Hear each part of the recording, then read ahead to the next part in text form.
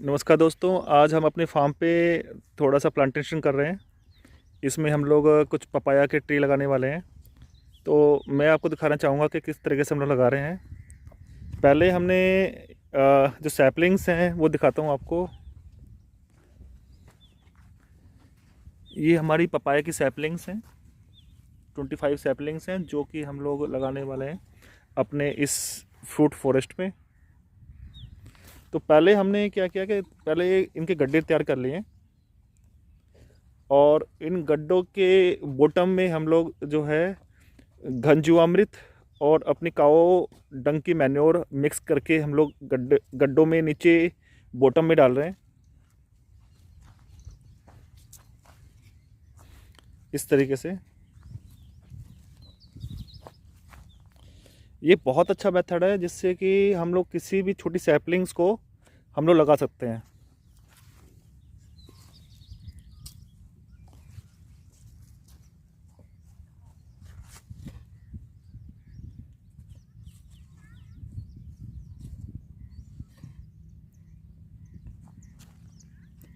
अब हम लोग इन गड्ढों में ये जो हमने मैन्यू डाली है इसके ऊपर हल्की सी हम सॉइल डालेंगे ताकि जो प्लांट्स हैं इनकी रूट्स डायरेक्ट टच ना करें।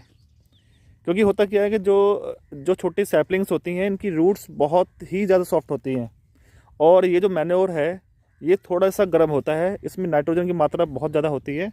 तो ये कई बार ये रूट्स को हार्म कर देती हैं।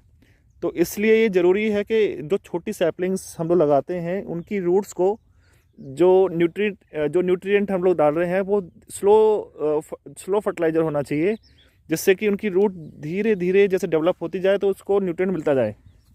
तो इसलिए हम लोग पहले एक सॉइल की हम लोग एक यहाँ पे परत बना रहे हैं बीच में।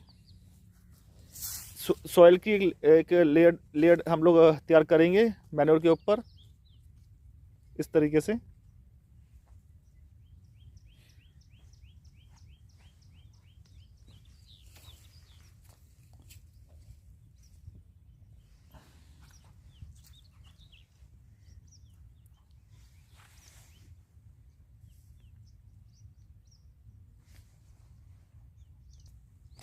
हमने सारे जो हमारी सैम्पलिंग्स थी उनको गड्ढों में हमने जहाँ पे उनको लगाना है वहाँ पे हम लोग रख रहे हैं।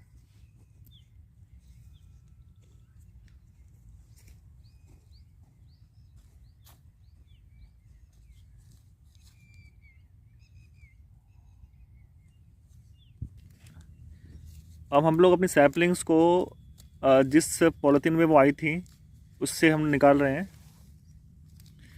तो हमें ध्यान देना कि क्योंकि ये बहुत छोटी सैम्पलिंग्स हैं, इनकी रूट्स बहुत सॉफ्ट हैं, तो इनकी रूट्स को कोई डैमेज ना पहुंचे, ये हमें ध्यान देना है इसमें। इसलिए बहुत आराम से करना है इस काम को, और नीचे जो इसकी टैप रूट होती है वो ना टूट पाए।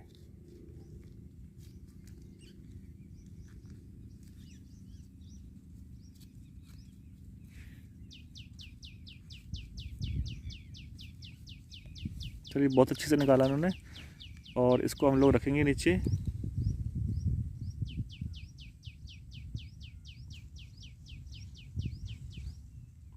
हमें अब ये ध्यान देना है कि जो हमारा ये हिस्सा है ये मिट्टी में ना दबे।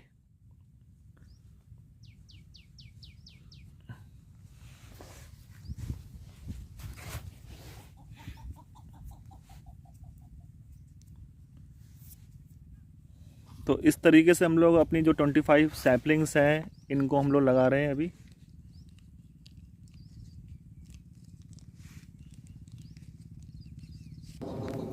अब हमारी सारी सैपलिंग्स लग चुकी हैं, और अब हम लोग पूरी जो ये हमने एरिया डेवलप किया है पपाया के लिए, इसको हम पपाया फॉरेस्ट बोलेंगे। तो इसके पूरी एरिया को हम लोग ऊपर से हम लोग मेन्यू डालने वाले हैं ऐसे। पौधे को टच कम करें, आसपास रहे।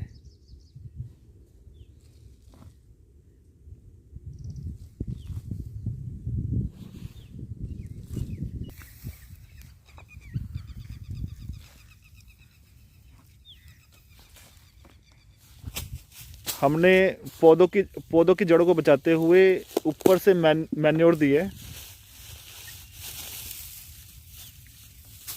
और अब हम लोग मल्चिंग स्टार्ट कर रहे हैं। देखिए इससे क्या होगा कि इससे पौधे को जो आइडियल कंडीशन होती हैं पनपने के लिए, जिसको हम बोलते हैं बापसा, 50% एयर 50% जो है उसको मॉइस्चर चाहिए। तो मल्चिंग और इस तरीके से जब लगाते हैं तो पौधे को वो आइडियल कंडीशन मिलती है। अगर हम लोग मैन्योर डायरेक्ट उसकी जड़ में डालेंगे तो वो क्या है कि उसकी जड़ को ख़राब कर देगा। तो हमेशा ये ध्यान रखना चाहिए जब छोटा पौधा है तो जो हम मैन्योर दें उसको, वो थोड़ा सा जड़ को बचाते हुए दें उसको, ताकि वो उसकी जब रूट डेवलप हो जाए तो वो धीरे धीरे अपनी जो ज़रूरत है उसके हिसाब से न्यूट्रिएंट सॉइल से लेता रहे। और मल्चिंग इसलिए भी ज़रूरी है कि जो हमारी सॉइल के अंदर जो माइक्रो ऑर्गेनिज्म है उसको एक आइडियल कंडीशन मिलती है पनपने के लिए, ब्रीडिंग के लिए। क्योंकि उसको क्या है कि हल्का सा मॉइस्चर चाहिए और अंधेरा चाहिए। तो मल्चिंग से वो दोनों कंडीशन उसको मिल जाती हैं।